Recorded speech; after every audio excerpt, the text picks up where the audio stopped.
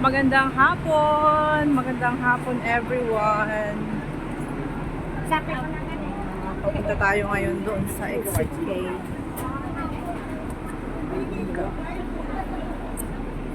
At nag-aantay na yung ating mga kasama.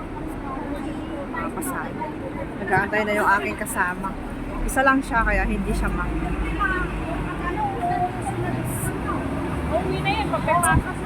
So kanina, papunta tayo doon. Ngayon, pabalik. Pabalik naman tayo ngayon, guys. Pabalik tayo.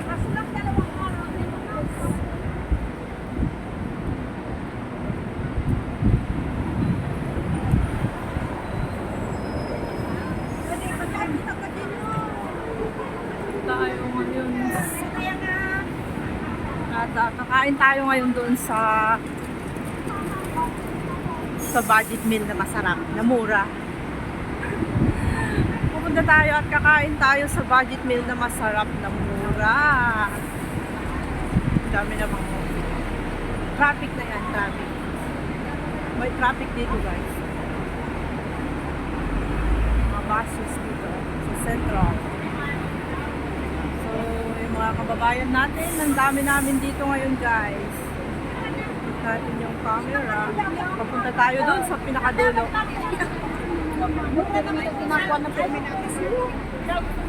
Sa dulo ng walang hanggan. Yan, lunch time na. Nakapila-pila na yung mga tao na sasakay doon sa tram. Ayan, tram. Tram station.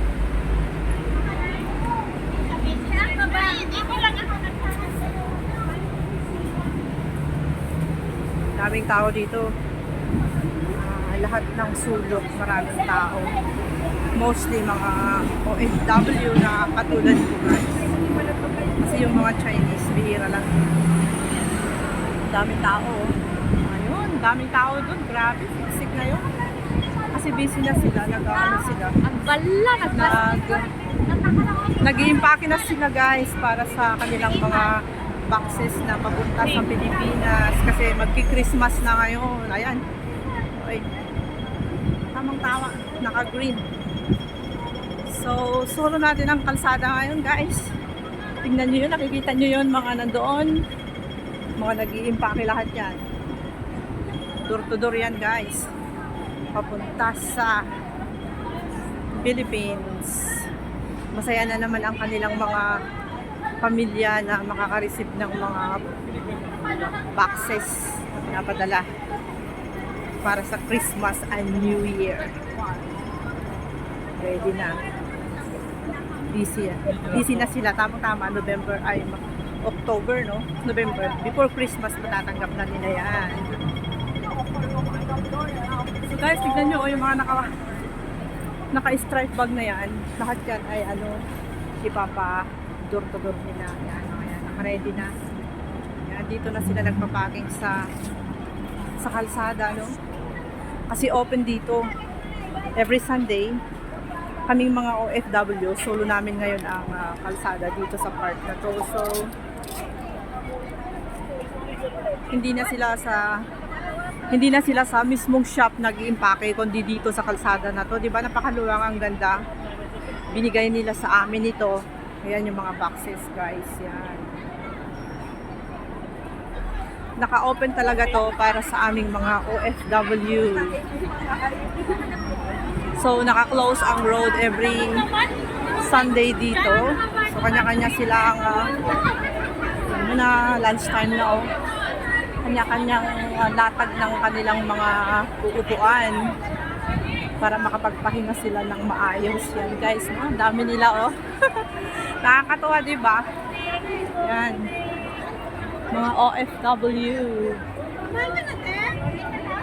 Meron silang salo-salo dito, guys. Pwede tayo makikain, ano. Ayan, oh. Ayun, yung mga nagdudor-tudor. Lakad tayo dito sa gitna ng kalsada, guys, para maganda. Para makita nyo naman, no. Yan, tutur ko kayo dito. Bilisan lang natin kasi nakakaya naman, binibideo natin sila. Lahat ng mga yan ay magpapapackage. Kanya-kanya upo, di ba? Kanya-kanyang pwesto talaga dito. So, lahat dito ay crossing. Ayan, mga pedestrian, naka-close yan lahat kasi from hanggang dun sa dulo, talagang sa amin ito. Ayun, maraming mabibili dito guys. Ay, daming mabibili. Dadaan ako mamaya.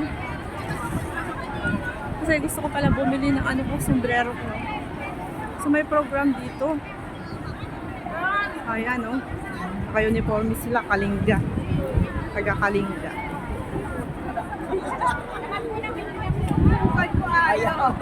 Kalinga.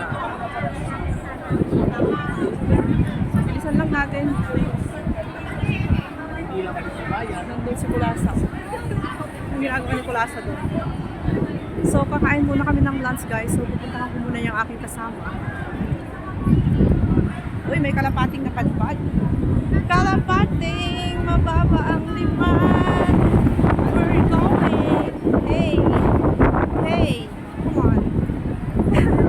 Napadpad siya, nawala. Malakas kasi yung hangin. Natakay ng hangin si kalapati. Ayun, hangin. Ang sarap ng hangin. Lumilipad yung aking hair.